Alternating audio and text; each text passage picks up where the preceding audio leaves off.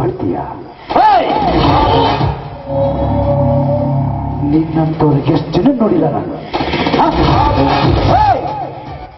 ನಿನ್ನಂತವ್ರು ಇವತ್ತು ಬೀದಿ ಬೀದಿ ಸಾವಿರ ಜನ ನನ್ನ ನೆನಪಲ್ಲಿ ಬದುಕ್ತಾ ಇದ್ದಾರೆ. ನಾನು ಮನಸ್ಸು ಮಾಡಿದ್ದೆ ನಾಗರಾವ್.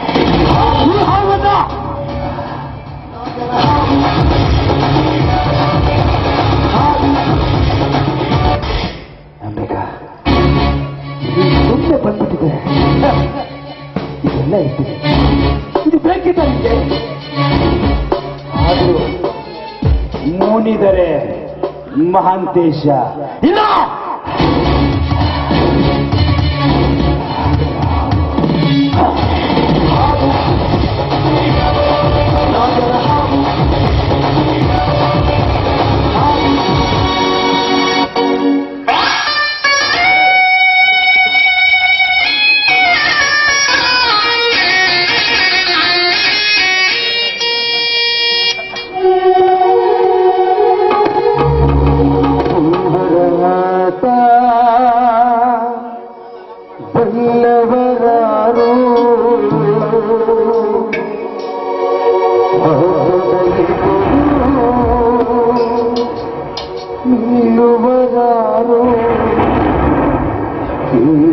ಸುಖವ ತರುವ ಹೇಳದು ದುಃಖವ ಕೊಡುವ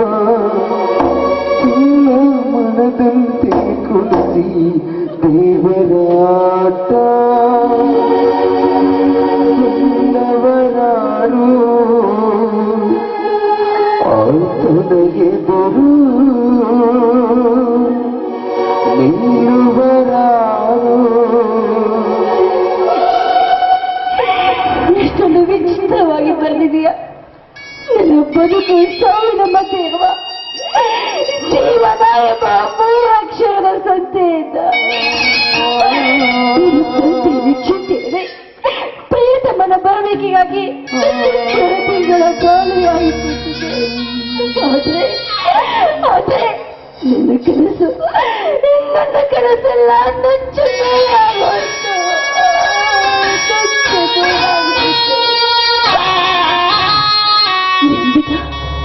ಪವಿತ್ರ ಪಾತ್ರೆಯಲ್ಲಿರುವ ಅಮೃತದ ಹಾಲು ಅಂತ ತಿಳ್ಕೊಂಡಿದ್ದಾರೆ.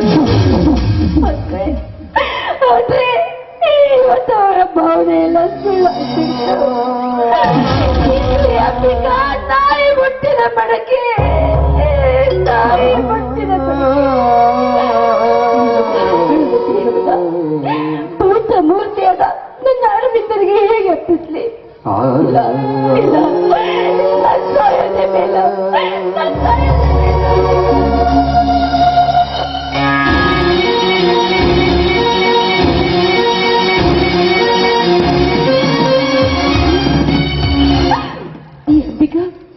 ಪವಿತ್ರ ಪಾತ್ರೆಯಲ್ಲಿರುವ ಅಮೃತದ ಹಾಲು ಅಂತ ನೀರು ತಿಳ್ಕೊಂಡಿದ್ದೆ.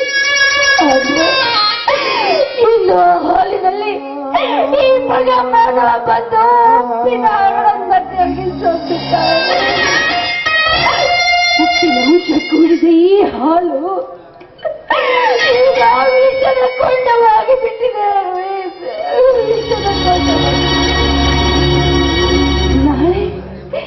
ನಾಳೆ ನನ್ನ ಮದುವೆ, ನಾಳೆ ನನ್ನ ಮದುವೆ.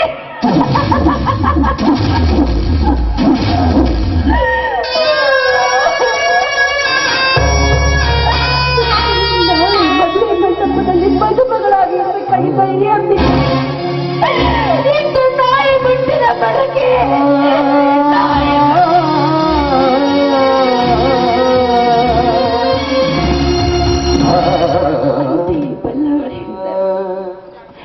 ಬದುಕು ಜಟಕ ಬಂಡಿ ಅದರ ಸಾಹೇಬ.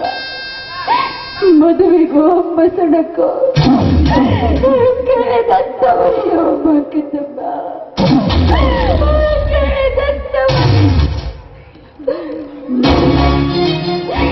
ಈಗಲೇ ವಿಷ ಕುಡಿದ ಸತ್ತೋಗ್ಬಿಡ್ಬೇಕು.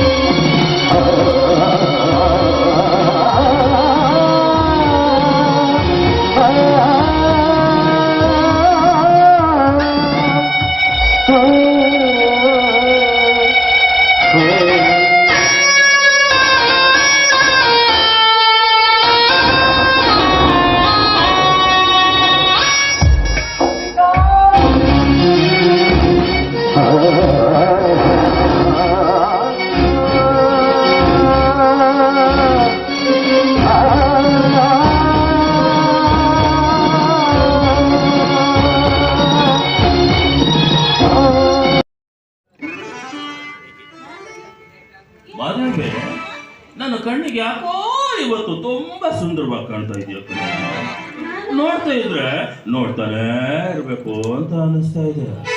ನೀವೇ ಸ್ವಾಮಿ ಲೋಚಕ ಅಂತ ಇದ್ದೀರ. ನನ್ನ ಹೆಂಡತಿ ಅಷ್ಟು ಸುಂದರವಾಗಿದ್ದಾಳೆ ಅಂತ ಹೇಳ್ದೆ ನಾನು.